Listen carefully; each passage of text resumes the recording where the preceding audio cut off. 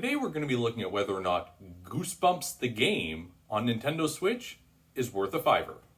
If you were born in the 80s like I was, hearing about Goosebumps is likely to bring up a memory or two, whether it's the smell of a scholastic book fair or the seemingly monthly release of books from R.L. Stine with memorable names like Welcome to Dead House, Say Cheese and Die, and How I Got My Shrunken Head. Goosebumps the game was released on Steam and the 3DS back in October of 2015. And 3 years later, it showed up on Switch in October of 2018.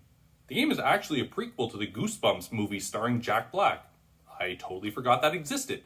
Should players beware because they'll be in for a scare? Or better yet, is Goosebumps the game on Switch worth a $5? We're gonna find out after you like the video and subscribe if you're new to SirLink Gaming. And with that, let's get to it. Goosebumps the game is a point-and-click adventure horror game that gives constant throwbacks to the books from the 90s. Where you effectively pick up everything you can and try to use these items to solve puzzles as you go through the story. I'll be honest, I have not finished the game just yet after putting a few hours in. Some puzzle solutions are not immediately obvious, and it can get a bit frustrating when you get stuck, but there are indeed walkthroughs online just in case you can't solve something.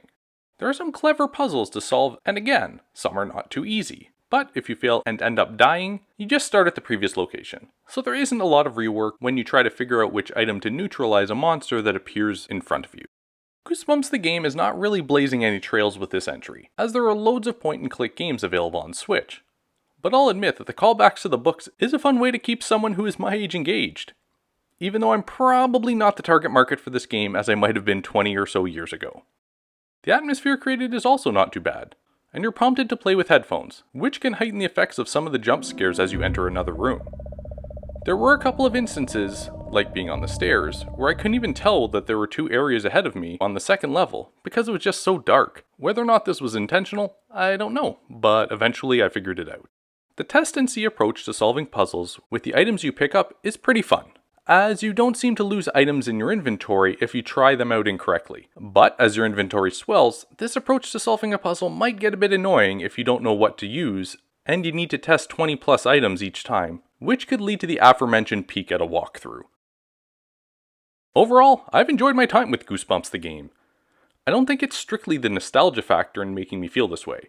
I do like puzzle games, and there are some clever puzzles that do make you feel accomplished when you complete them. Just like in my last Worth a $5 video on the Gardens Between. But unlike in that game, Goosebumps the game does still have some head scratchers that are not always the most logical.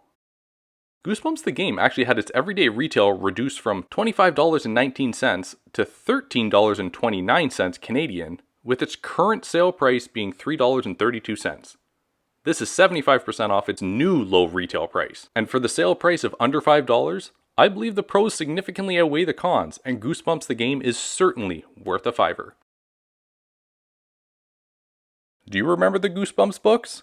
Have you played Goosebumps the game? Let me know in the comments below and I will see you in my next video.